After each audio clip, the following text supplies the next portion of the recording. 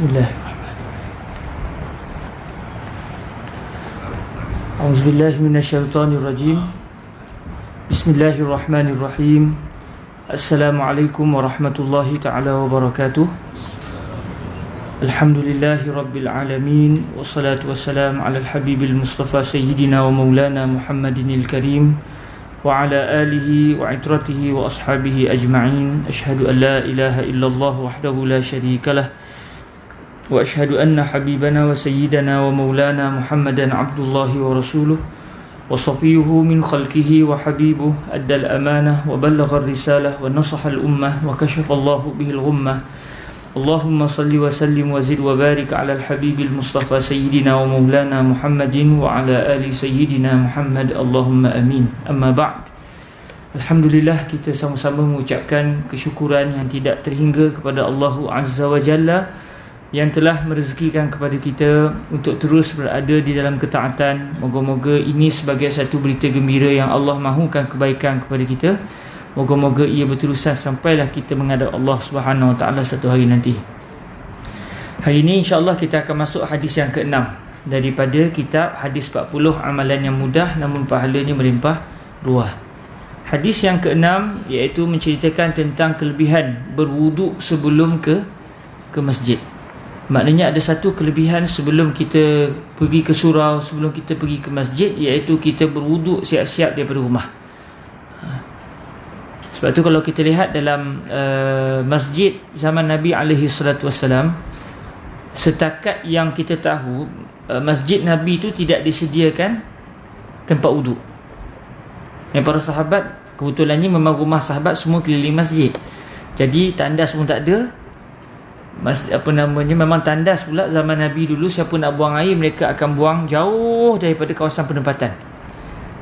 Itu sistem orang zaman Nabi SAW. Dan kata Sayyidatuna Aisyah radhiyallahu anha, kami ni ikut style orang Arab lama-lama. Orang Melayu kita lama-lama pun macam tu juga. Mereka tidak bila nak qada hajat mereka akan ke sungai, masuk ke hutan sikit dan sebagainya. Jadi antaranya kalau kita perasan di Masjid Nabi, setakat yang saya tahu tidak disediakan tempat berwuduk. Dan kalau tuan-tuan buat ni tidaklah dianggap berdosa. Sebab ianya selagi Nabi tak buat tak masuk di haram. Cuma ada satu kelebihan yang disediakan kepada mereka yang berwuduk terlebih dahulu di rumah. Cuma kalau takdir Allah Ta'ala kita dah sampai masjid, kita terbuang angin, ambillah wuduk daripada masjid, tak ada masalah. Baik, kita akan lihat hadisnya. Hadis yang diriwayatkan oleh Al-Imam Muslim. Bismillahirrahmanirrahim. Bi isnadina al-muttasil ila sayyidina Al-Imam Muslim ibn al-Hajjaj ibn Muslim al-Kushairi an-Naisaburi rahimahullahu azza wa jalla wa nafa'ana Allahu bi'ulumihi wa ulumi masyayikhihi wa talamizatihi wa qurra'i sahihihi wa sa'iri musannafatihi wa syurrahiha. Allahumma amin. Bisanadina ilaihi wa bisanadihi an Abi Hurairah radhiyallahu ta'ala anhu. Allahumma ighfir li sayyidina Abi Hurairah wa li ummi sayyidina Abi Hurairah radhiyallahu anhuma. Qala Rasulullah sallallahu alaihi wa alihi wa sallam, man tatahhara fi baytihi thumma masha ila baytin min buyutillah liyaqdiya fariidatan min faraidillah kanat khatwatahu ihdahuma tahuttu khati'atan wal ukhra tarfa'u darajatan. Rawahu Muslim. Yang bermaksud di hadis ini daripada Sayyidina Abu Hurairah radhiyallahu taala anhu, beliau telah berkata, Rasulullah sallallahu alaihi wa alihi wasallam telah bersabda. Sayyidina Abu Hurairah ni sahabat Nabi paling banyak sekali meriwayatkan hadis Rasulullah sallallahu alaihi wasallam. Walaupun beliau masuk Islam lewat. Beliau masuk Islam, beliau dengan Nabi sekitar ada 3 tahun je. Sebab tu Nabi wafat. Beliau masuk Islam ketika berlaku peperangan Khaybar, tahun berlaku peperangan Khaybar, dan beliau maknanya di antara beliau dengan Nabi sekitar 3 tahun je. Tak lama. Tetapi subhanallah, walaupun begitu Allah takdirkan beliau ni antara ahlu suffah, mereka yang datang ke Al-Madinah dan tidak mempunyai harta, tidak mempunyai keluarga. Lalu beliau tinggal di satu kawasan yang disediakan di kawasan belakang masjid Nabi SAW, yang dikenali sebagai tempat penginapan Ahlu Suffah. Masjid Nabi tuan-tuan, zaman Nabi dulu 4 segi. 4 segi, kita boleh bayang macam surau kita ni. Surau 4 segi ni, di depan ini adalah tempat Nabi SAW salat. Nabi salat dulu menghadap ke, ada satu batang kurma. Zaman Nabi dulu tak ada mihrab. Mihrab tu maknanya binaan yang dibuat selepas zaman-zaman seterusnya. Jadi zaman Nabi dulu, bila Nabi solat, depan Nabi tu, depan ada dinding, tapi depan dinding tu ada satu batang kurma yang menjadi tiang. Kalau kita pergi ke Masjid Nabi pada hari ini, kalau tuan-tuan perasan mihrab Rasulullah SAW itu, di belakang mihrab tu ada satu tiang, dia melekat dengan mihrab. Kalau tuan-tuan perasan lah, bila masuk ke dalam kawasan Raudah, ada dipanggil, ada mihrab, yang mana sebelah kanan mihrab itu akan ada mimbar Nabi SAW. Dalam kawasan mihrab itu, biasa orang kalau ada peluang akan sembahyang dalam kawasan lengkung mihrab itu. Tapi siapa yang tahu dia tak akan sembahyang di situ, dia sembahyang di sebelah kanan lengkung itu, lengkung mihrab tu. Dan saya pernah solat di situ, alhamdulillah. Saya bantai kat setengah jam macam tu kan. Dapat masuk Raudah kan, lepas habis solat semua kena balik. Saya berdiri lama sikit, baca dalam 4-5 muka surat, bagi salam, bangun lagi, hentam sampai kat setengah jam, puas hati lah. Sampai yang jaga tu kata, khalas ya syekh kan. Lepas tu barulah kita balik lah. Tapi alhamdulillah dapat rezeki. Jadi bila saya semayang di situ, di bahagian kanan itu, tertulis di bahagian kanan tu, hadza musalla Rasulillah. Ini adalah tempat salat Nabi SAW. Jadi kalau kita ada peluang, jangan semayang dalam mihrab, semayang di bahagian kanan mihrab tu. Sebab dia mihrab tu dia ada macam ada dua kawasan, lengkung mihrab tu belah kanan di sikit je. Kalau tuan-tuan perasan, di belakang bahagian kanan tu ada satu tiang. Tiang tu dia lain sikit, dia melekat dengan mihrab. Mungkin orang boleh fikir, kenapa yang tiang ni dia macam bercantum dengan mihrab? Tiang lain tak begitu, satu tiang tu je. Sebenarnya tiang itu adalah asalnya kedudukan batang kurma yang menjadi tiang Masjid Nabi SAW satu ketika dahulu. Dan bila Nabi solat, Nabi akan sembahyang berhadapan dengan batang kurma tersebut. Jadi bila Nabi solat, kepala Nabi bila sujud betul-betul di hadapan tiang itu, di hadapan batang kurma tersebut. Jadi bila selepas itu berlalu zaman, dibuat mihrab. Bila dibuat mihrab, akhirnya kawasan tempat sujud Nabi dah termasuk dalam binaan mihrab. Bila kita sembahyang di kawasan kanan mihrab Nabi itu, bila kita sujud, kita sebenarnya sujud di tempat Nabi letakkan kaki sewaktu Nabi berdiri. Jadi maknanya Allah SWT jaga juga supaya tempat sujud Nabi tu tak dipijak oleh kaki kita. Subhanallah. Jadi bila begitu, tuan-tuan yang dirahmati Allah SWT, di depan tiang itulah di depan tiang itulah Nabi SAW solat. Dan di sini juga para ulama kata, bila kita nak solat, kita hendaklah mengambil sutrah. Bila kita solat, kena ada satu benda depan kita. Kita kena jadikan sebagai ada benda depan kita. Cuma kalau kita semayang berjemaah, sutrah kita adalah sutrah imam. Jadi bila imam semayang, imam dah menghadap dinding, maka dinding ini adalah sutrah bagi imam. Jadi kalau kita semayang bermakmumkan imam, maka tidak perlulah kita pula nak letak ada benda terpacak depan kita. Dan di sinilah kata para ulama, tak ada masalah dari segi fiqh. Kalau contoh imam dah semayang berjemaah, kita pula semayang berjemaah sekali dengan imam, tiba-tiba orang lalu celah-celah kita depan kita sebagai makmum, tak ada masalah. Sebab sutrah kita adalah sutrahnya imam. Jadi yang tak bolehnya lalu depan imam. Lalu depan imam tak boleh. Bahkan kalau sengaja lalu depan imam dalam keadaan imam sudah ada sutrah, dinding ini sebagai sutrah, haram hukum dia. Bukan takat imam, kalau kita sembahyang seorang-seorang pun, kalau kita sudah ada letakkan benda depan kita, maka haram orang lalu saja-saja. Tapi kalau kita sembahyang dalam keadaan tak letak sebarang sutrah, sebarang penanda yang kita sedang solat menghadap ke arah itu, tak ada benda, kita sembahyang kawasan lapang contoh macam surau kita ni, lapang, tuan-tuan sembahyang tengah-tengah, orang lalu depan tuan-tuan, lalu depan tempat sujud tuan-tuan tu, maka tuan-tuan buatlah tangan begitu. Tapi kalau dia lalu juga dan keadaan dia sengaja sekalipun, dia tidak berdosa, sebab kesilapannya kita yang solat tidak menjadikan di sana ada sutrah. Sebab tu kalau tuan-tuan nak solat sembahyang sunat contoh, kalau depan tuan-tuan tak ada, kalau macam contoh ada batang kamera ni, maka tuan-tuan sembahyang belakang batang kamera, tak ada masalah. Atau depan tuan-tuan ada satu orang tengah duduk zikir, dia menghadap kiblat, tuan-tuan semayang belakang dia, tuan-tuan jadikan dia sebagai sutrah. Boleh juga, tak ada masalah. Cuma kata para ulama, janganlah dia menghadap kita. Kalau dia menghadap kita, kita menghadap dia, kita semayang, dia senyum, lain cerita nanti, kan? Okey, jadi kalau tuan-tuan semayang dalam keadaan tidak ada sutrah, rugi, tuan-tuan tak dapat pahala sutrah, dan itu dianggap satu perbuatan yang tidak dituntut oleh syariat. Jadi kalau semayang, elok menghadap ke depan, atau contoh ambil kerusi rehal ni letak kat depan, atau kerusi yang kita duduk tu letak kat depan sebagai sutrah kita. Jadi orang tahu kita sedang solat. Itu kalau kita semayang seorang diri, atau kita menjadi imam. Setengah masjid dia tempat imam dia tu depan tu mihrab tapi jauh ya amat. Jadi rugi. Patutnya imam dia hendaklah dekat dengan sutrah, dia dekat dengan sutrah. Jadi balik cerita Sayyidina Abu Hurairah ni radhiyallahu taala anhu, masjid Nabi dulu ni macam surah kita lebih kurang 4 segi. Bila 4 segi, dia ada pintu kanan, kiri dan belakang. Pintu kanan, pintu kiri, pintu belakang. Pintu kanan itu adalah Babur Rahmah. Yang tempat kita ziarah Rasulullah SAW itu Babur Rahmah. Pintu kiri itu Babul Baqi'. Keluar ikut pintu Babul Baqi'.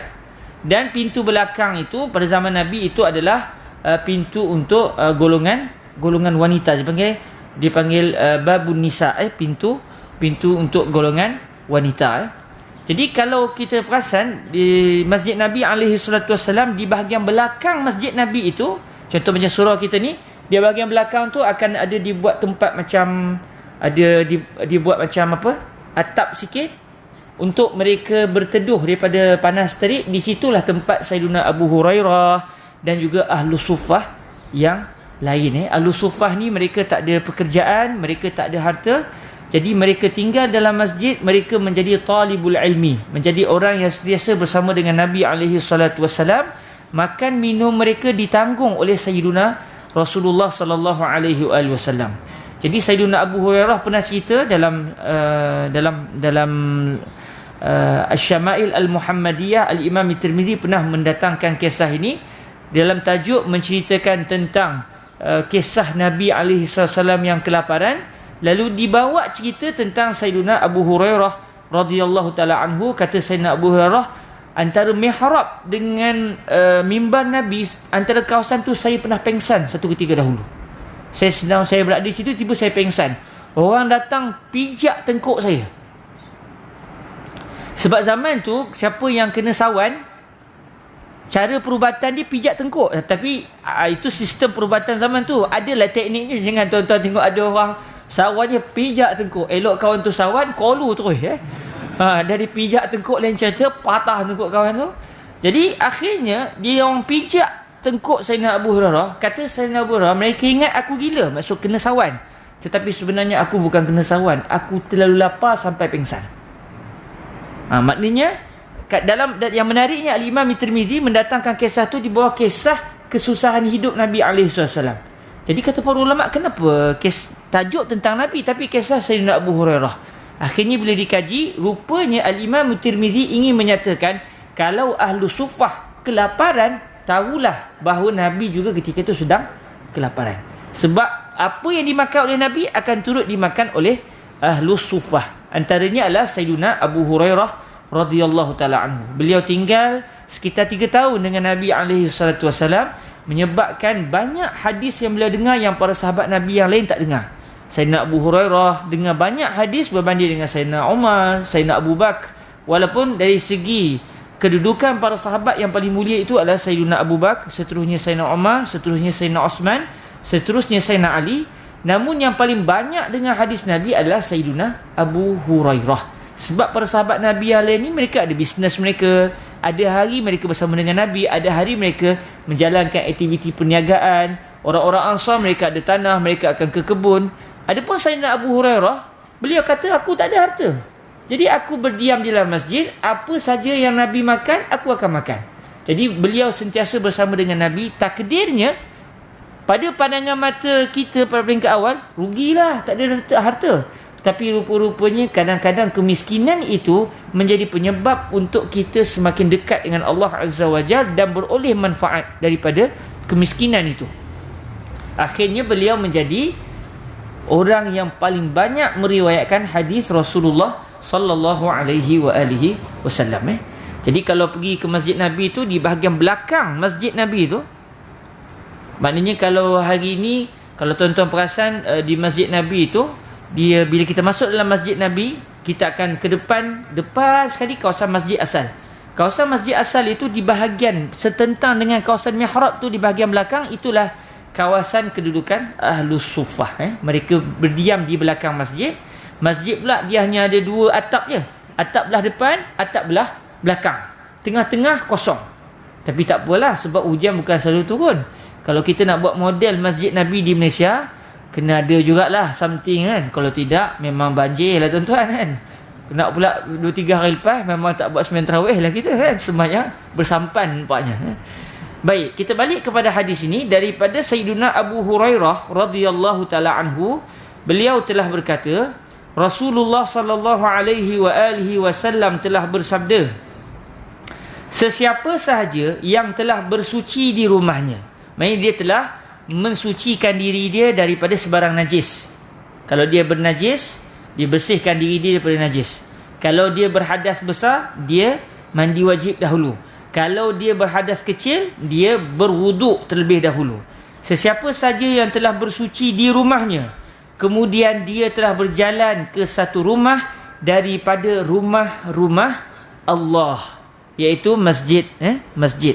Dia pergi ke masjid atau dia pergi ke surau, untuk apa? Untuk dia menunaikan satu salat fardu daripada fardu-fardu yang telah ditetapkan oleh Allah Azza wa Jal. Macam kita hari ni, daripada rumah tadi kita berwuduk, kita pergi ke masjid, kita pergi ke surau. Tujuan untuk apa? Tujuan untuk mendirikan salat fardu subuh. Apa yang berlaku kata Nabi SAW? Nescaya dua langkahnya, salah satunya akan menggugurkan satu dosa. Mana-mana hadis-hadis Rasulullah sallallahu alaihi wasallam, bila cerita buat benda sekian, pahala dosa akan diampunkan. Siapa buat kebaikan bagian-bagian akan diampunkan dosanya. Maka ketahuilah dosa yang dimaksudkan itu adalah dosa kecil. Sebab dosa besar perlu kepada istighfar. Perlukan kepada istighfar. Jadi yang dimaksudkan dengan dosa di sini adalah dosa kecil. Salah satunya, iaitu salah satu langkahnya tersebut akan menggugurkan satu dosa. Dan langkah yang satu lagi akan mengangkat satu darjat, iaitu kedudukan di dalam syurga Allah Subhanahu Wa Taala kelak. Kita ni dalam syurga nanti bukan mula-mula masuk di situ je lah kita. Selama-lamanya di situ tidak, kita akan terus diangkat, dinaikkan darjat kita di sisi Allah Azza wa Jalla. Jadi maknanya Allah Ta'ala tahu kita ni malul, orang yang bosan. Jadi Allah Ta'ala akan menjadikan darjat kita dalam syurga ni sentiasa naik. Jadi kita akan seterus rasa gembira dalam syurga. Antara cara untuk menaikkan darjat kita dalam syurga kelak, antaranya adalah dengan kita berwuduk terlebih dahulu daripada rumah, berjalan kaki ke masjid. Setiap langkah itu salah satunya mengampunkan dosa kecil, satu lagi menaikkan darjat kita di syurga Allah Subhanahu Wa Taala kelak. Macam rumah saya, rumah mak mentua saya ke sini, rasa-rasa dekat 20 langkah lah tu. 20 langkah maknanya 10 dosa kecil diampunkan, 10 darjat dinaikkan oleh Allah Subhanahu Wa Taala. Itu untuk subuh ni je.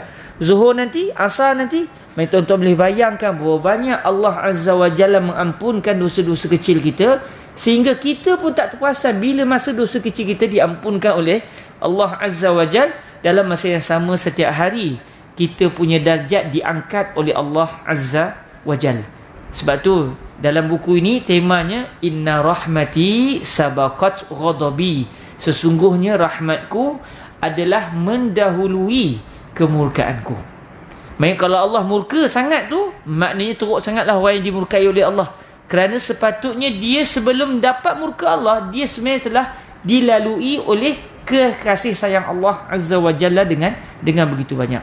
Hadis yang telah kita dengar ini telah diriwayatkan oleh Al-Imam Muslim. Cuma ada satu perkara yang menarik disebut sini, ila baitin min buyutillah. Orang itu berjalan ke satu rumah daripada rumah Allah.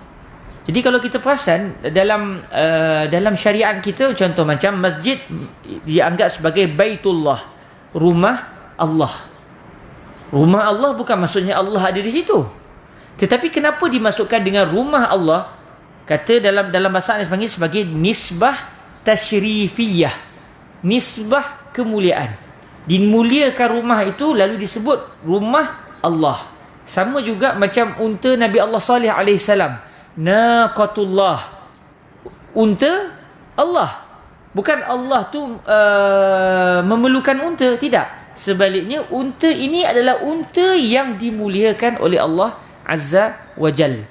Nabi Allah Isa alaihi salam, apa gelaran Nabi Isa? Ruhullah, Ruh Allah. Sampai ada orang Kristian kata, ini bukti bahawa memang Nabi Isa tu salah satu daripada juzu Allah Azza wa Jal.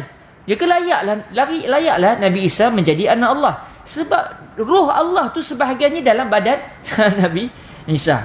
Dia faham ruhullah, ruh milik Allah dalam badan Nabi Isa. Lalu kita kata maksud ruhullah tu sama dengan naqatullah, sama dengan masjidullah, baitullah. Main nisbah tasyrifiyah. Allah menciptakan Nabi Isa daripada satu roh yang roh itu dimuliakan oleh Allah, bukan roh daripada Allah Azza wa Jal. Sebab roh ni adalah sifat makhluk. Mustahil Allah Ta'ala juga bersifat dengan sifat makhluk. Baik, pengajaran dalam hadis ni yang pertamanya menunjukkan bahawa orang lelaki dituntut untuk mendirikan solat fardu secara berjemaah di masjid dan bukannya di rumah.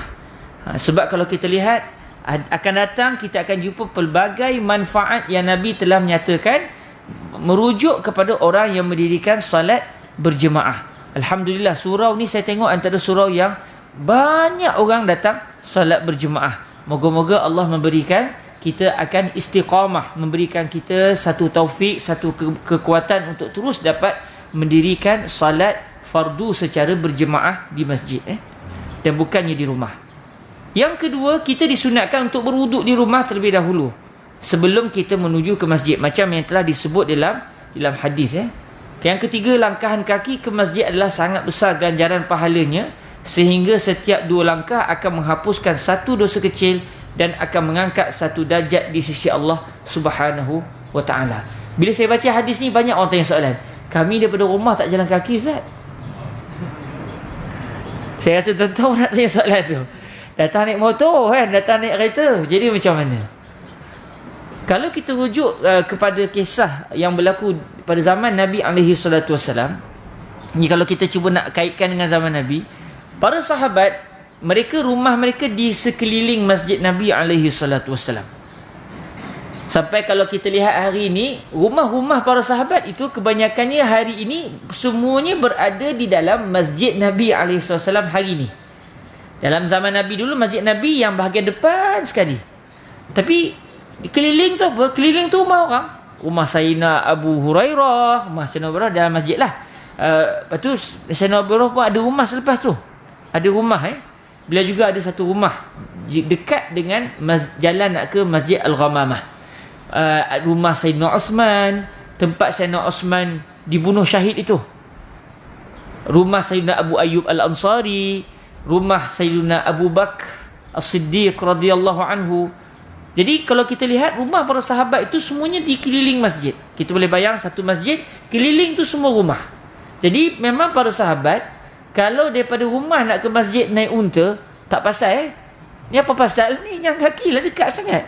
Jadi mungkin Nabi SAW menyatakan perkara ini merujuk kepada apa yang berlaku pada zaman baginda. Adapun kita pada hari ini, rumah yang dekat dengan masjid, kawasan-kawasan sekitar ni, tapi bukanlah maksud dia dalam taman ni saja ada 10 masjid. Satu surau je katakan. Dalam taman kita ni satu surau. Jadi semua orang kawasan taman ini, Bougainville ni datang ke sini. Jadi munasabahlah untuk kita datang berkenderaan. Tapi kalau nak naik jalan kaki, bagus, lebih jelas dan dapat yang macam Nabi sebut ni. Maknanya berapa banyak langkah tu, dan boleh mengurangkan kalori dan membakar juga lemak-lemak tepu dalam badan kita masing-masing. Okey, kita buka puasa pun dahsyat kan, jadi boleh tahan tu. Okey. Jadi tuan-tuan yang dirahmati Allah, kalau naik kenderaan macam mana? Tidak disebut dalam hadis. Namun sangka baik kita sangat tinggi kepada Allah Azza wa Jal. Kita sangat mengharapkan rahmat Allah. Moga-moga apa yang Allah Ta'ala sebut pada Nabi, ana inda zanni abdi bi, aku ini berada pada sangkaan hamba-Ku terhadapku. Kita mengharapkan moga-moga Allah Azza wa Jal menjadikan juga putaran roda itu mengangkat dosa-dosa kecil kita dan meninggikan darjat kita di sisi Allah Azza wa Jal. Jadi tuan-tuan yang dirahmati Allah, benda sangat mudah. Sebelum pergi ke surau, berwuduk terlebih dahulu daripada rumah. Sebab dia akan membawa satu pahala sebelum kita nak sampai ke surau, iaitu diangkat dosa kecil kita dan diangkat kedudukan kita di sisi Allah di dalam syurga kelak. Alhamdulillah. Kita pergi pada hadis yang ketujuh. Masa ada lagi, tak sampai lagi tahap makruh tu kan? Hadis yang ketujuh, perbuatan-perbuatan sunat sebelum menunaikan solat Jumaat. Oh, terlepas dah semalam tak? Tapi tak apa, Jumaat depan ada kalau ada rezeki. Niyatul mu'min khairum min amali. Kita niat nak laksanakan Jumaat depan, hari ni dapat pahala dah. Kita lihat hadisnya, iaitu perbuatan sunat sebelum menunaikan solat Jumaat. An Salman Al-Farisi radhiyallahu taala anhu. Sayyidina Salman ni bukan orang Madinah. Beliau berasal daripada Parsi. Parsi ni dari kawasan Iran lah hari ni. Belah-belah Iran. Para ulama berbeza pendapat umur sebenar beliau berapa. Kata Sayyidina Al-Imam An-Nawawi radhiyallahu taala anhu dalam Al-Majmu' Syarhul Muhazzab, salah satu kitab besar dalam mazhab Imam Syafi'i kita. Al-Imam An-Nawawi kata, yang pasti, yang memang tak ada khilaf di kalangan ulama, beliau berusia 250 tahun. Subhanallah. Tapi beliau meninggal dekat-dekat zaman, selepas zaman Nabi itu meninggal. Maksudnya beliau ni hidup awal lagi. Sampai ada yang berpendapat yang beliau pernah bertemu dengan Nabi Isa AS. Ada yang mengatakan begitu. Yang pasti kata Al-Imam Nawawi, usia beliau memang 250 tahun. Tapi sebenarnya bukan 250 tahun, lebih daripada 250 tahun. Berapa yang lebih tu? Khilaf para ulama. Ada yang kata sebenarnya usia beliau 300 tahun. 300 tahun.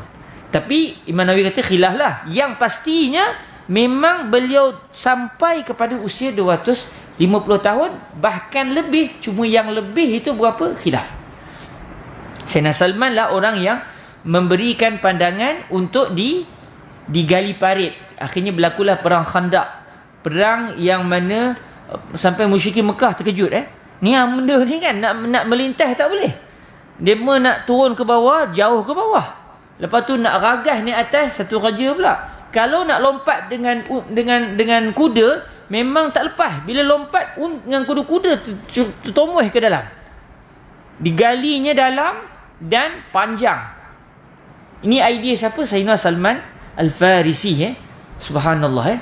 Jadi kata beliau, setelah para sahabat tak tahu nak buat macam mana. Sebab ketika itu musyrikin nak sedang, Yahudi daripada Madinah pun menyokong. Dan tentera Islam lebih kurang 3,000 orang masa tu. Jadi memang kalau ikut secara adat, hancur Madinah dengan pakatan Ahzab yang ingin menghancurkan kota Al-Madinah. Akhirnya Sayyidina Salman bagi idea, kami di Parsi dulu, kalau kami tak mampu nak berperang, kami bertahan dengan cara kami gali parit. Sebab zaman tu memang tak ada daripada atas, melainkan hanya dengan anak panah.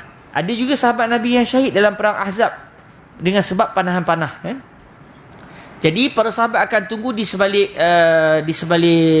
parit tu, dan mereka akan sentiasa menghujung dengan anak panah. Jadi akhirnya dalam sebagaimana kita tahu, akhirnya Allah Taala memberikan keselamatan kepada kaum muslimin dalam perang Ahzab. Idea dia siapa? Idea daripada Sayyidina Salman Al-Farisi. Sayyidina Salman Al-Farisi. Dan kisah Islam Sayyidina Salman pun juga menarik. Beliau berasal menyembah api. Sebab beliau daripada Parsi, memang orang Parsi menyembah api. Ayah beliau adalah orang yang ditugaskan menjaga api sembahan orang Parsi yang tidak boleh padam. Dia akan pastikan api tu tak padam. Gila sungguh orang dulu nak jaga Tuhan dia. Nanti kalau padam nanya kita kan. Jaganya api tu tak padam-padam. Jadi ayah Sayyidina Salman antara yang menjaga api itu. Dan Islamnya Sayyidina Salman ni pun kalau ikut kisahnya, kerana beliau bila pergi ke satu tempat, beliau akan lalu ke satu biara seorang lelaki yang beribadah dengan agama Nabi Allah Isa alaihi salam dan juga agama nabi-nabi sebelumnya, agama Islam. yang diturunkan kepada nabi-nabi sebelum ni. Jadi dia perhati, dia kata yang ni nampak lagi best cara ibadahnya berbanding dengan yang sembah api. Dah lah jenuh nak jaga api. Akhirnya dia memeluk agama Islam sebelum kedatangan Nabi Muhammad alaihi salatu wasallam. Akhirnya dia telah masuk Islam bila dia sentiasa bersama dengan paderi yang beragama Islam yang belum lagi mengatakan Tuhan dia tiga dan sebagainya. Akhirnya bila paderi itu nak meninggal, dia akan kata sebenarnya akan bangkit seorang Nabi. Tapi sebelum nak sebut tu, paderi yang peringkat awal semua akan kata, saya ni nak mati dah. Saya ada seorang sahabat yang juga sama agama dengan saya. Pergilah cari dia.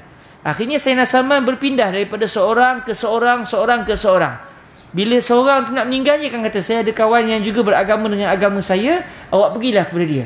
Menunjukkan bahawa kita ni selain daripada alhamdulillah syukur dengan dapat nikmat, kita juga kena ada satu kumpulan yang sama-sama dengan kita beribadah kepada Allah Azza wa Jalla. Sebab itu dalam Islam ada salat berjamaah, kerana ini memberikan kekuatan kepada individu muslim itu sendiri. Sampailah pada saat akhir Sayyidina Salman Al-Farisi, saat akhirnya ketika dia bertemu dengan padri yang terakhir. Ketika padri terakhir itu hampir meninggal dunia, dia kata sesungguhnya sudah sangat hampir dengan kedatangan Nabi akhir zaman. Kamu carilah Nabi itu di tempat yang banyak pohon kurma. Akhirnya Sayyidina Salman pun berkelanalah, tak tahu nak ke mana, mencari mana tempat yang banyak pokok kurma. Bayangkan daripada Iran tu beliau pergi ke, tak tahulah daripada mana ke mana-mana tu, Allah Alam lah. Akhirnya dalam perjalanan beliau ditangkap oleh segerombolan perompak padang pasir ni. Tu dah tanda makruh lah tu. Dia rompak dan akhirnya dijual. Orang dulu begitu.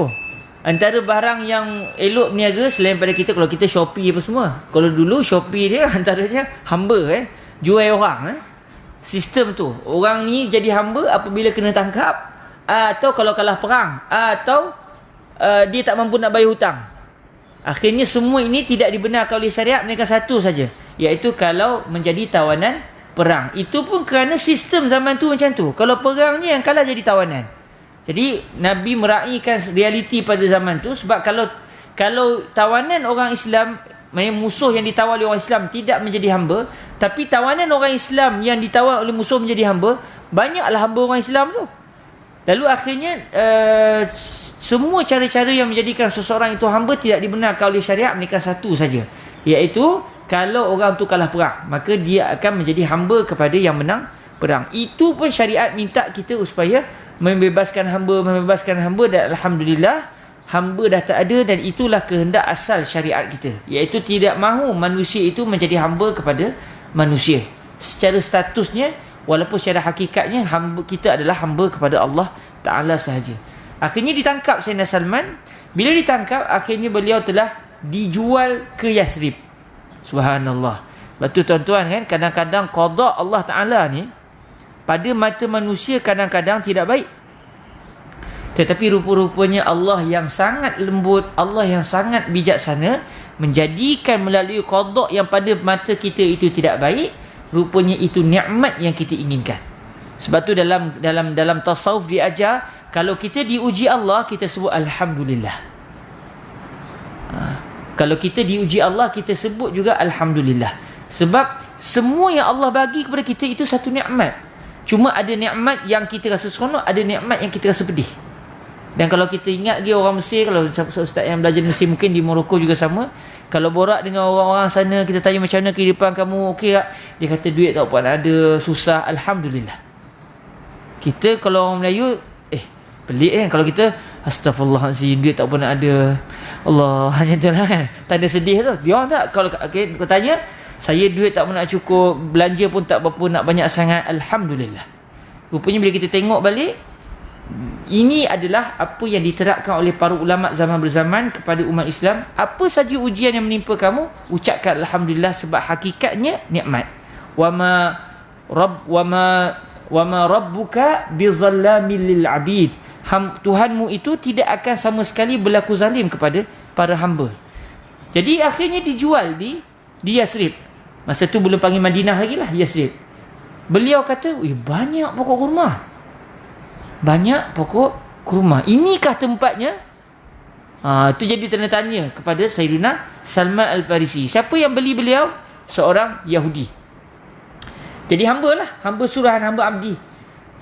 Akhirnya takdir Allah Ta'ala, sampailah satu ketika Nabi SAW pun berhijrah daripada kota Makkah ke bumi Al-Madinah Al-Munawwarah yang nama asalnya Yathrib.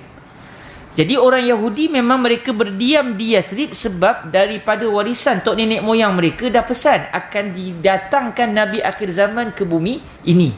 Sebab tu tok nenek orang Yahudi dulu mereka pesan pada anak cucu dia, nanti akan datang Nabi akhir zaman, beriman dengan Nabi tu. Jadi tok nenek Yahudi Madinah tu semuanya beriman dengan Rasulullah SAW. Tapi mari ke yang sezaman dengan Nabi, tak banyak yang beriman. Adalah antara yang beriman Sayyidina Abdullah bin Salam, antara Yahudi yang beriman kepada Nabi SAW. Jadi akhirnya tibalah Rasulullah ke bumi Al-Madinah Al-Munawwarah bi Rasulillah sallallahu alaihi wasallam, dan masa tu Sayyidina Salman di atas pokok kurma, duk kait buah kurma. Yahudi tuan itu berborak dengan kawan dia pun Yahudi juga. Mereka menyembang Nabi akhir zaman dah datang. Tapi dia bukan daripada geng kita, dia bukan orang Yahudi, dia orang Arab. Nyonyek-nyonyek kat bawah tu. Tension lah. Memang orang Yahudi dia harapkan Nabi akhir zaman tu daripada Bani Israel, bukan daripada Bani Ismail. Israel tu maksudnya Nabi Allah Yaqub AS. Israel tu nama Nabi Yaqub. Israel tu maksudnya hamba Allah. Sebagian ulama kata Isra itu maksud dia hamba, Il tu adalah Allah dalam bahasa Hebrew. Sebab tu kalau kita tengok antara ulama-ulama hadis dulu, ada satu orang ulama nama dia Israel. Haddatsana Israel qal. Biasa kita jumpa dalam hadis. Tapi kalau hari ni dapat anak, nama siapa ni? Israel. Memang masuk Sarawak lah, masuk Sarawak. Jadi bila tuan Yahudi tu berborak-borak sama ni, Sayyidina Salman dengar. Turun cakap daripada atas tu menggelongsor. Beliau turun, tanya ke tuan dia, betul ke Nabi akhir zaman dah datang? Sebab itu yang dicari-cari oleh Sayyidina Salman bertahun-tahun lamanya. Akhirnya Yahudi tu tampar Sayyidina Salman sebab dia bukan suka. Tiba-tiba Sayyidina Salman nampak macam excited sangat. Kenalah penampar hari tu. Jadi Sayyidina Salman pun dapat tahu yang ditunggu-tunggu sudah tiba. Dan akhirnya beliau dapat bertemu dengan Nabi SAW. Cuma dalam Taurah disebut Nabi akhir zaman ini ada dua tanda. Pertama, tidak makan sedekah, sebaliknya menerima hadiah. Dan satu lagi tandanya, akan ada bonjolan di belakang badan setentang dengan jantung. Maksudnya jantung kita di bahagian kiri kita di belakang ni ada khatamun nubuwah. Ada macam daging yang berbonjol, dan di situ ada bulu-bulu halus. Semua nabi-nabi ada tanda. Tanda nabi-nabi semua di tapak tangan. Kata para ulama, tanda-tanda orang tu jadi nabi zaman sebelum ketemu Rasulullah, dia akan ada tanda di tangan dia. Melainkan Nabi Muhammad SAW, tanda Nabi di belakang, tersembunyi. Sebab apa? Sebab zahir sangat yang ni Nabi. Sampai seakan-akan tak tengok tanda tu pun tahu dah yang ni Nabi. Sebab tanda kerasulan Nabi Muhammad SAW ni sangat jelas. Jadi akhirnya Sayyidina Salman bawa kurma, sebut pada Rasulullah SAW, ini adalah sedekah saya kepada kamu. Rasulullah kata kepada para sahabat, makan. Nabi tak makan. Sayyidina Salman kata, tanda yang pertama. Dalam hati beliau lah. Tak lama lepas tu datang lagi bawa buah kurma. Ini adalah hadiah saya kepada anda. Nabi ajak para sahabat untuk makan, dan Nabi pun makan sekali. Ketika itulah Sayyidina Salman orang kata apa, tidak dapat menahan perasaan beliau. Sebab inilah orang yang beliau tunggu-tunggu, yang beliau akhirnya sampai jadi hamba, kena jual apa semua. Rupanya Allah Ta'ala bawa depan Nabi SAW. Beliau nak tengok tanda yang terakhir. Allah Ta'ala wahyukan kepada Rasulullah. Nabi pun sengaja buka jubah macam pakaian Nabi tu, Nabi saja londehkan sikit supaya dapat dilihat tanda yang terakhir. Ketika itulah Sayyidina Salman menangis, dan beliau mengucapkan 2 kalimah syahadah di hadapan Nabi Muhammad SAW. Tak baca lagi hadis ni, baru an Salman radhiyallahu taala anhu. Kita balik pada hadis balik.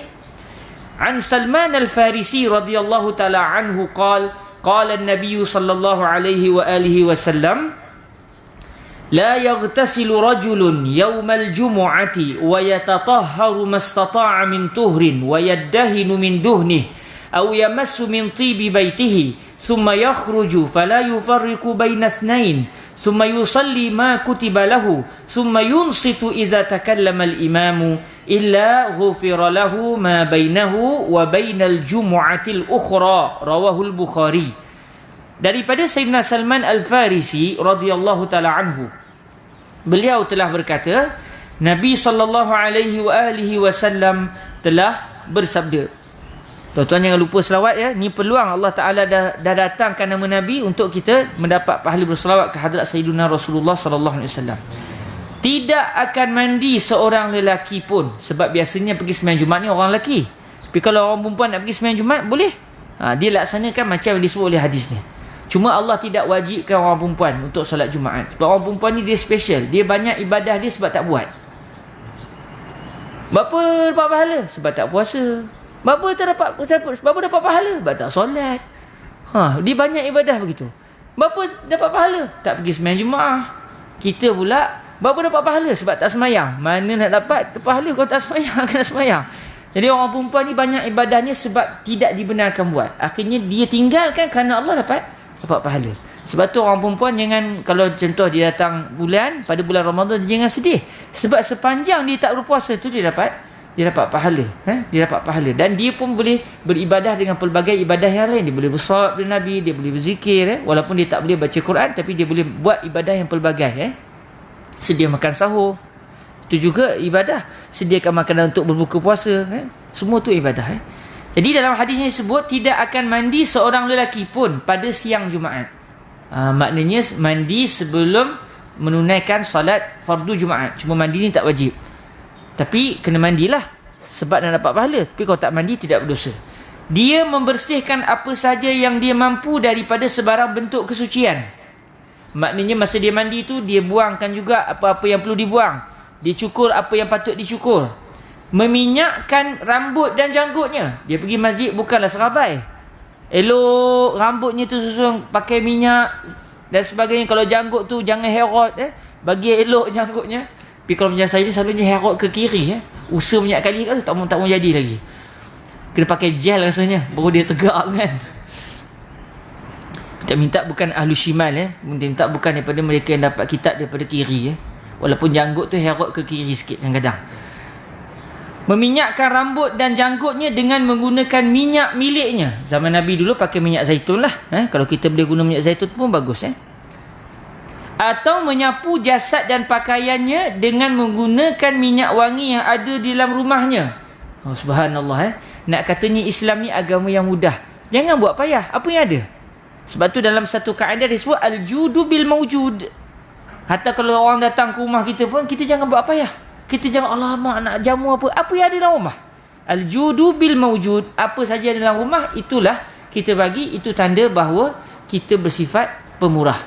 Tak perlulah, kejap nak telefon apa namanya, food panda lah. Tak perlu. Apa yang ada? Sayyidina Ja'far ibn Abi Talib radhiyallahu ta'ala anhu, sepupu Nabi SAW.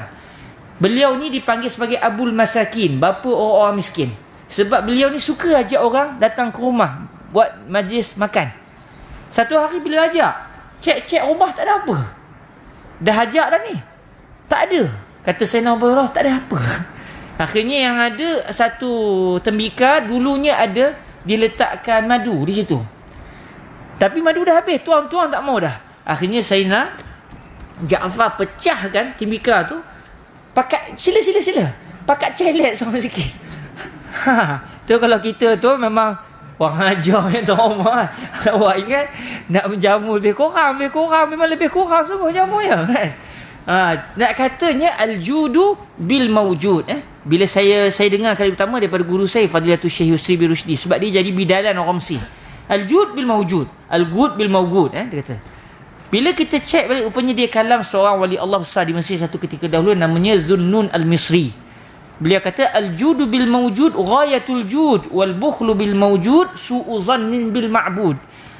Bersikap pemurah dengan apa yang ada dalam rumah kita, itu tanda kita pemurah. Tetapi bakhil dengan apa yang ada dalam rumah, itu tanda kita buruk sangka kepada Tuhan yang disembah. Datang tetamu dalam rumah dia macam-macam. Minta maaf lah, tak ada apa. Ayo kosong adalah 2-3. Padahal rumah dia macam-macam ada. Takut habis. Dia buruk sangka dengan Tuhan yang disembah. Macamlah rezeki dia akan habis kalau dibagi kepada tetamu. Okey, jadi maknanya dalam hadis ni gunakan minyak yang ada dalam rumah. Tapi kalau dah tak ada, lepas tu belilah. Lepas tu. Tapi tak perlulah sampai kelang kabut nak telefon orang tu, saya minyak wangi tak ada. Apa yang ada je? Apa yang ada di rumah dia. Kemudian dia keluar menuju ke masjid. Lalu dia tidak memisahkan antara dua orang. Sebab apa? Orang zaman dulu bila datang ke masjid, mereka akan datang awal.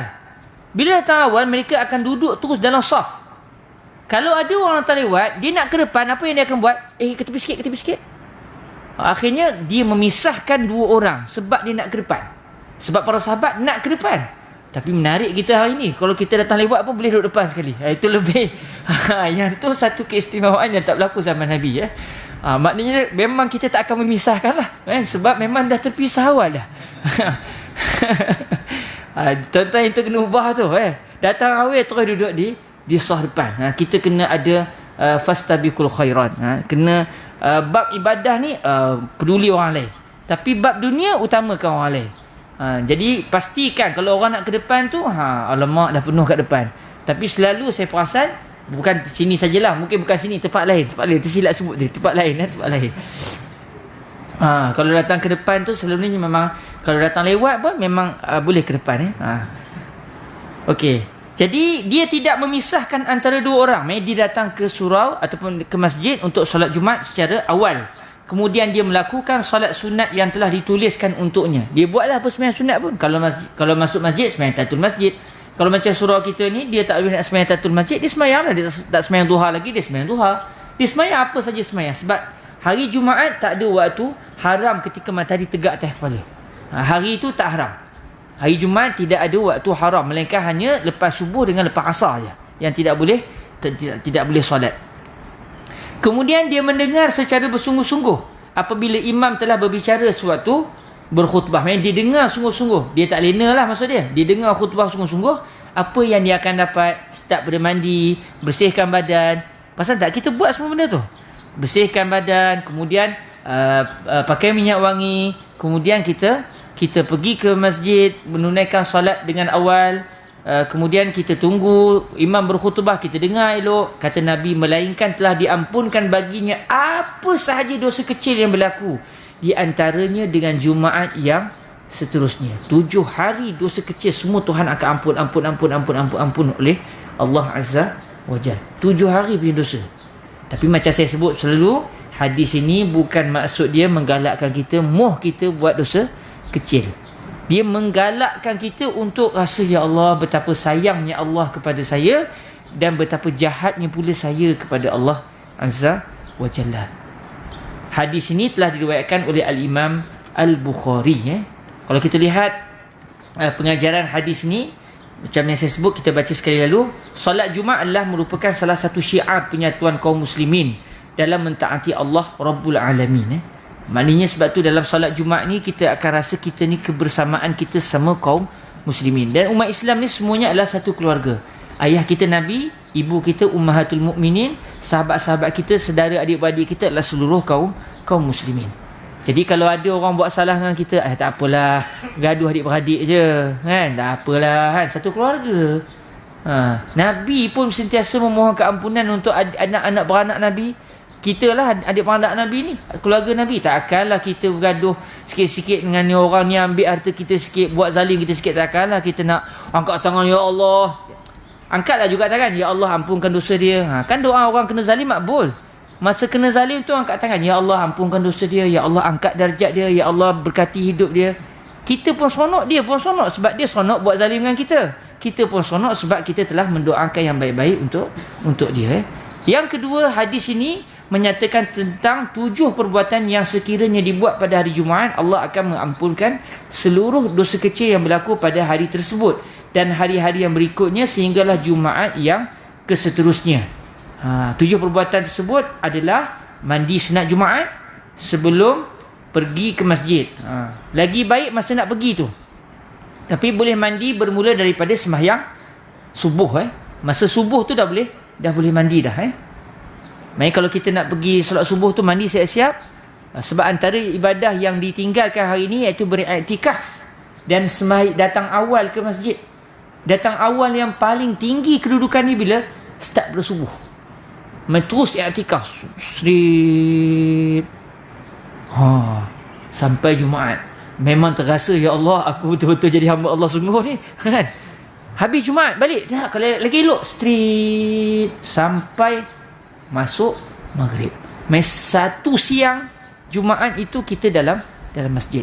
Sebab tu kata guru kami Fadilatul Syekh Yusri bin Rushdi, siapa yang dia ada hajat yang besar di sisi Allah Ta'ala, dia ada satu permintaan yang besar di sisi Allah Ta'ala, antara caranya dia daripada subuh dia beriktikaf di masjid, hari Jumaat straight dia beribadah kepada Allah Subhanahu Wa Ta'ala, berzikir ke apa ke, selawat ke, sembahyang sunat ke, sampai masuk maghrib. Sebab hari Jumaat ada satu waktu yang akan makbul doa dia. Cuma bila waktu itu disembunyikan oleh Allah. Sebab apa? Supaya kita menjadikan seluruh siang Jumaat itu sebagai hari beribadah. Macam Lailatul Qadar disembunyikan bila waktu dia? Malam tadi ke malam esok? Tak tahu. Supaya setiap malam Ramadan itu kita hidupkan. Jadi antara ibadah yang kita jarang-jarang lihat masyarakat kita lakukan iaitu beriktikaf di masjid daripada subuh tu straight sampai ke maghrib. Kalau kita boleh buat sekali tu best tu. Sebab kalau seorang-seorang rasanya tak jadi. Kalau buat ramai-ramai rasa mau jadi. Nak pula makan tengah hari disediakan, kan? Makan tengah hari, makan lepas zuhur, makan lepas asar, semua disediakan. Ramai datang tu, ramai datang. 7 perbuatan tu apa dia? Mandi sunat sebelum ke masjid. Yang kedua, membersihkan diri secara bersungguh-sungguh, seperti mengemaskan misai, memotong kuku, mencukur bulu ari-ari dan memakai pakaian yang paling bagus. Ketiga, mengemaskan rambut dan janggut dengan cara meminyakkannya. Cuma kita bulan Ramadan ni tak pakai minyak wangi lah, belah pagi. Yang tadi meminyakkan rambut, mengemaskan rambut dan janggut. Yang keempat, memakai minyak wangi yang ada di rumahnya. Cuma bulan Ramadan ni antara yang dituntut kita orang yang puasa ni tidak berwangi-wangian untuk menunjukkan kita fakir dan lemah kepada Allah Azza wa Jalla. Macam orang tunaikan haji, nak kata dia fakir, lemah. Sebab bila kita dalam keadaan lemah, kita berdoa didengar oleh Allah. Sebab tu masa kita sujud itu keadaan yang paling menunjukkan kita ni dhaif.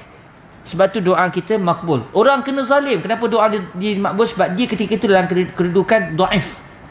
Sebab tu bila kita dalam keadaan lemah, doa kita diterima oleh Allah. Sebab Allah tengok keadaan kita yang lemah itu, Allah akan mengkabulkan doa kita. Antara tempat yang makbul doa.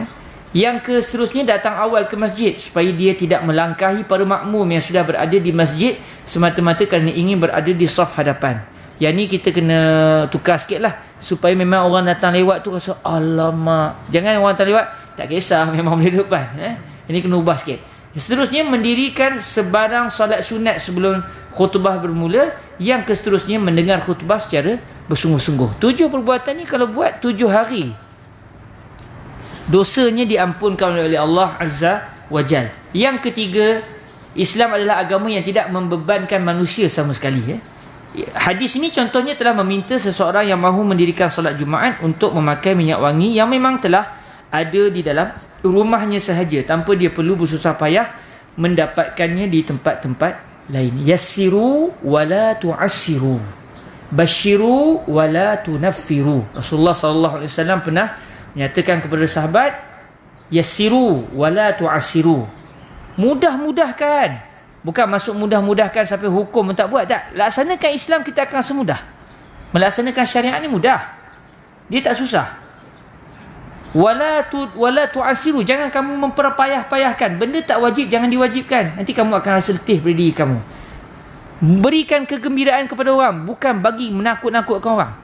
Sebab tu kata guru kami, memanglah Allah Ta'ala ada sifat Al-Jalal, sifat gahnya tu. Tapi janganlah tiap-tiap kali ceramah neraka. Bila nak ke syurganya, kan? Sedangkan rahmat Allah itu mengatasi murka Allah Subhanahu wa Ta'ala. Jadi Islam ni agama yang tidak membawa kepada payah. Bayangkan tuan-tuan, nak katanya akhlak Sayyidina Rasulullah SAW. Sahabat Nabi masuk dalam masjid, kencing dalam masjid. Kalau kita tu, Kena bantai dah kawan tu. Kucing. Kucing kencing masjid pun kita dah. Sedangkan kalau kira-kira masjid Nabi tu anjing masuk dalam masjid Nabi. Anjing pun masjid dalam masjid Nabi. Nak katanya iyalah kan. Dalam isu anjing ni adalah bahasan khilaf para ulama dan mazhab Syafi'i. Kita kata kalau masjid kering, anjing kering taklah najis. Tapi nak katanya sampai anjing masuk sebab dia pintu tak bertutup gitu kan zaman Nabi. Sahabat Nabi tu kencing kencing dalam masjid. Dan orang Arab dulu tanda dia tu jantan kencing berdiri. Dan kencing depan orang ramai itu tanda dia jantan. Sebab tu bila Nabi qada hajat buang air kecil duduk, para sahabat terkejut, macam orang perempuan. Sebab yang kencing duduk ni orang perempuan. Orang lelaki kencing diri depan orang, tunjuk, itu bawa dia jantan. Jadi bila sahabat Nabi SAW ni pun masuk Islam, masuk dalam masjid, dia nak buang air, dia buang dalam masjid. Lepas tu para sahabat semua pakai pandang. Dia kata apa pandang-pandang? Apa salah? Dia kata biasa kan. Nampak jantan kan. Macho kan. Akhirnya para sahabat nak godam lah. Nabi kata biarkan dia kencing. Habis tu Nabi kata ambil segelas cawan setimba air, corah. Sebab kebetulannya masjid Nabi tu memang tanah kan. Bila corah air kencing tu pun dimasuk dalam tanah dan tempat tu bersih. Tapi kalau kita hari ni tak lepas lah.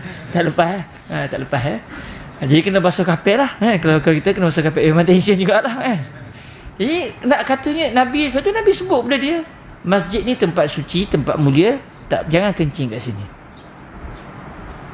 Bayangkan kalau para sahabat kejar sahabat tadi sambil nak buang air tu berlari, lagi kotor masjid kan. Itu antara hikmahnya, biar selesai yang tu dulu.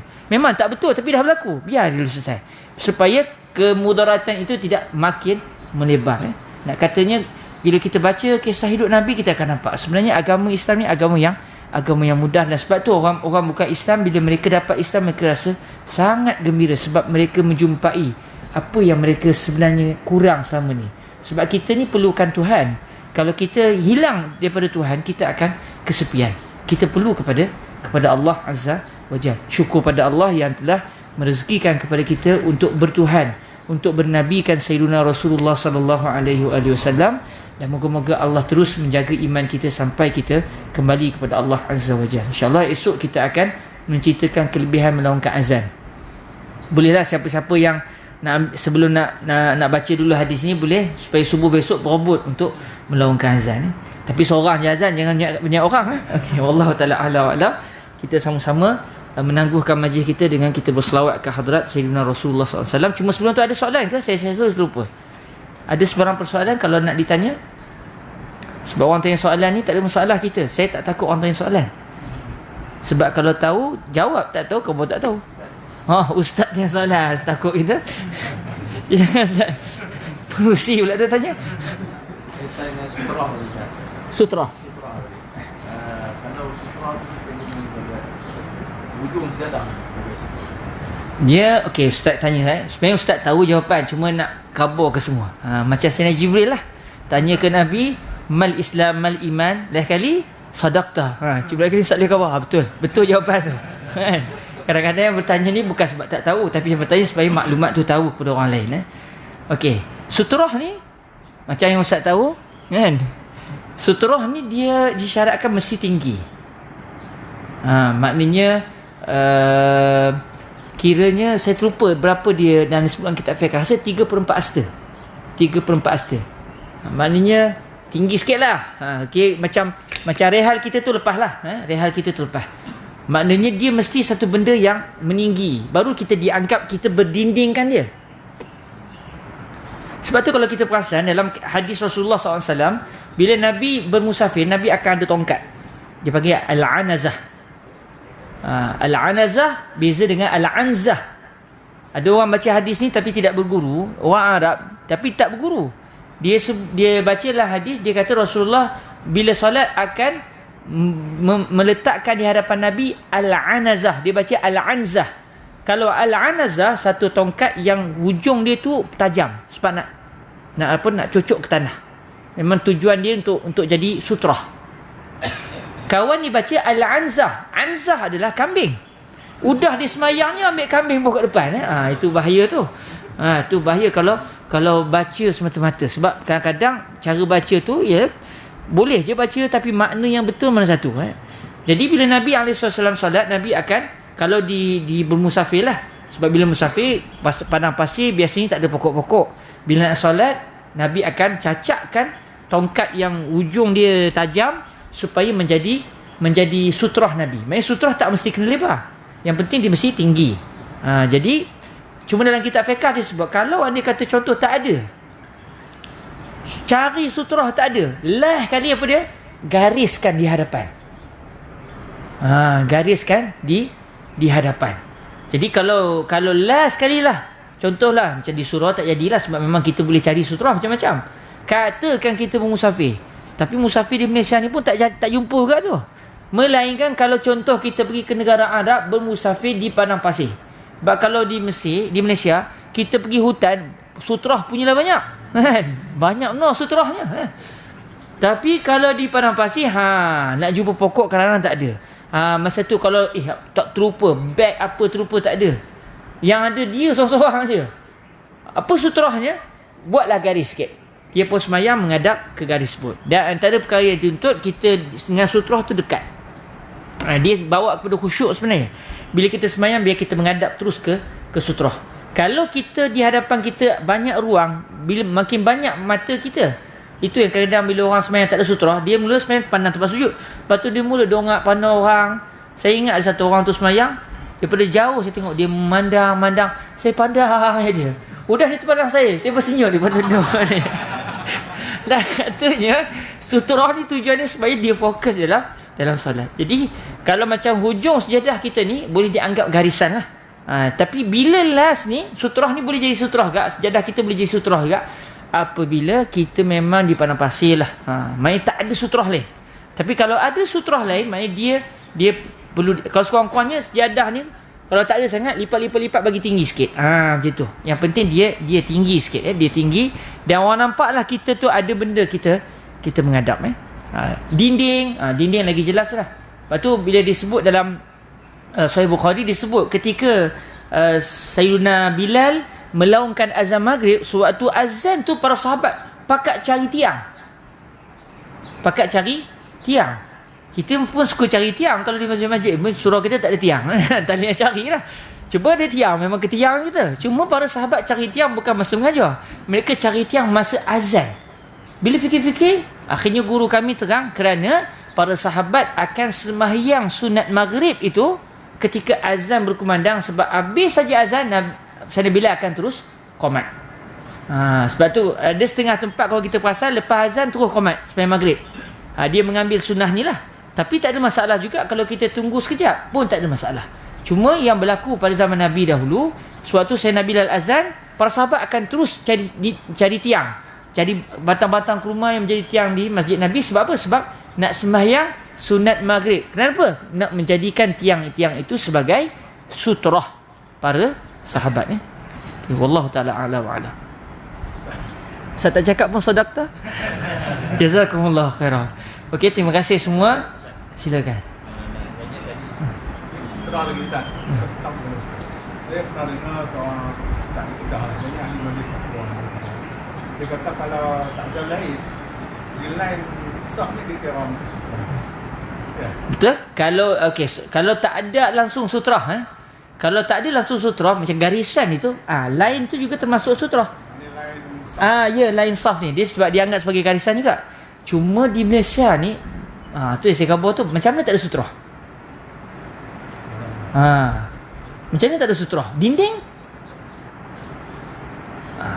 Okey, apa lagi? Kursi? Tiang? Kalau sembahyang berjemaah sembahyang jalan tak perlulah makmum je sutrah. Kalau nanya tu setiap orang ada dinding depan dia, ada pula tiang depan dia. Imam sembahyang dia pun cacat, orang kata nampak macam ganeh ni kan. Tak, di imam saja perlu ada sutrah kalau kita sembahyang berjemaah. Jadi garisan tu dia boleh jadi sutrah, tapi yang last sekali. Kalau dah tak ada apa. Dan di Malaysia ni macam susah kita nak kata tak ada sutrah. Melainkan kalau kita ke padang pasir memang tak ada apa. Kalau ada pokok, pokok lah sutrah kita masa tu di padang pasir. Silakan tuan. Tanya tadi Ustaz kata kalau kita melakukan bukan dosa hingga Jumaat akan datang. So kalau kita tak mampu buat 7 hanya sebahagian aja 27 tu macam mana? Okey, abang kita tanya satu soalan. Dia ada 7 perkara yang Nabi sebut tadi dibuat sebelum sembahyang Jumaat. Kesan dia 7 hari akan diampunkan dosanya oleh Allah Subhanahu Wa Taala. Kalau dia tak mampu buat semua, dia dapat tak? Wallahu a'lam. Wallahu a'lam. Tapi kalau nak ikut jawapan Juha kan, ada satu orang pelawak Arab. Dia puasa sunat lepas Ramadan dia buat 3 hari je. Kan kita puasa sunat 6 hari kan? Dia buat 3. Orang tanya kenapa tak buat 6? Dia kata aku nak target biar dapat puasa 6 bulan je. Sebab kalau puasa 6 hari campur dengan Ramadan, dianggap pahalanya itu Allah bagi macam dia puasa sepanjang tahun 12 bulan. Dia kata aku nak 6 bulan je. Dia puasa 3 hari. Jadi kalau jawapan Johar, dia akan jawab macam dia dapatlah kot 3 hari setengah. Tapi apakah itu yang akan dapat? Wallahu ta'ala a'lam wa a'lam. Nah, wallah lah saya tak tahu. Saya tak tahu. Tapi Allah Ta'ala karim. Allah Ta'ala moga-moga mengampunkan kita berterusan biiznillah subhanahu wa ta'ala. Okay. Alhamdulillah. Ada satu soalan saya tak tahu jawapan. Okey. Semua okey? Rasanya dah makruh ni. Rasanya dah makruh dah. Kita boleh dah masuk duha lah pada ya.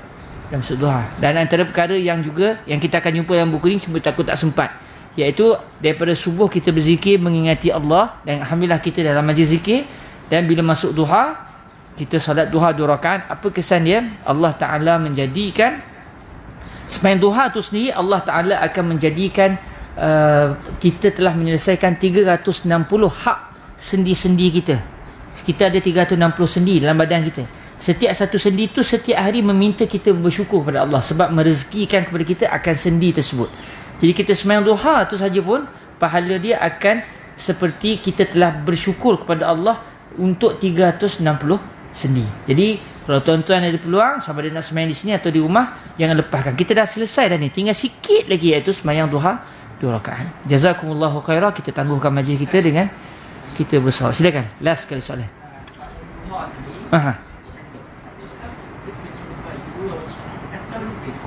Boleh buat 2 rakaat atau lebih? Soalannya, sekurang-kurangnya 2 rakaat. Buat 4 boleh, buat 6 boleh, buat 8 boleh. Macam mana? 2 saja, tak ada masalah. Biasanya orang buat 2 saja. Biasanya buat 2 saja. Tapi kalau nak buat lebih tak ada masalah. Nabi SAW, memang Sayyidatuna Aisyah kata, aku tak pernah tengok Nabi sembahyang duha. Nabi tak sembahyang duha, tapi Sayyidatuna Aisyah sembahyang duha. Tu bila baca hadis, kalau contoh kita baca hadis, dia kena lapik dengan apa yang disebut oleh fuqaha. Sebab tu kata guru saya Syekh Said Shaltut, guru fiqh saya dan juga guru ilmu usul fiqh saya, kata beliau, kitab fiqh adalah huraian hadis. Maknanya kalau kamu nak tahu apa maksud Nabi, baca kitab fiqh. Sebab bila kita baca semata-mata hadis, Sayyidatuna Aisyah kata Rasulullah tak sembahyang duha. Mungkin orang kata, maknanya kita sembahyang duha ni tak betul, Nabi tak buat. Tapi Sayyidatuna Aisyah sendiri sembahyang duha.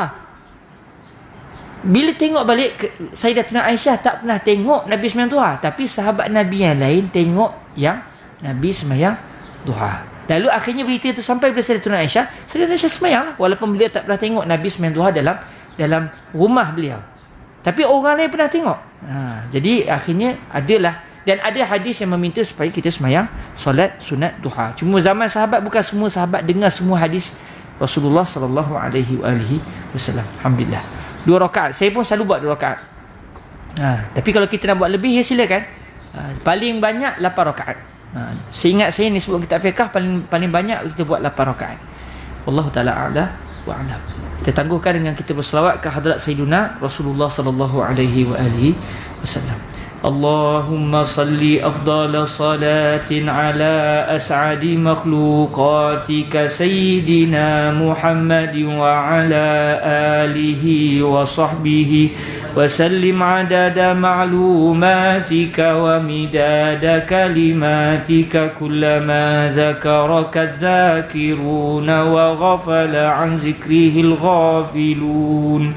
اللهم صل أفضل صلاة على أسعد مخلوقاتك سيدنا محمد وعلى آله وصحبه وسلم عدد معلوماتك ومداد كلماتك كلما ذكرك الذاكرون وغفل عن ذكره الغافلون اللهم صل أفضل صلاة على أسعد مخلوقاتك سيدنا محمد وعلى آله وصحبه وسلم عدد معلوماتك ومداد كلماتك كلما ذكرك الذاكرون وغفل عن ذكره الغافلون سبحانك اللهم وبحمدك أشهد أن لا إله إلا أنت أستغفرك وأتوب إليك بسم الله الرحمن الرحيم والعصر إن الإنسان لفي خسر إلا الذين آمنوا وعملوا الصالحات وتواصوا بالحق وتواصوا بالصبر. Jangan lupa sembahyang duha 2 rakaat sama ada di rumah ataupun di surau. Sebab daripada tadi kita dah berzikir, sembahyang 2 rakaat duha selain boleh dapat pahala menyelesaikan tanggungjawab 360 sendi, Allah Ta'ala, Nabi kata siapa yang daripada subuh dia berzikir sampai masuk waktu duha di sembahyang duha, dia dapat pahala hajjah umrah. Dia dapat pahala haji, dapat pahala umrah tamah secara sempurna.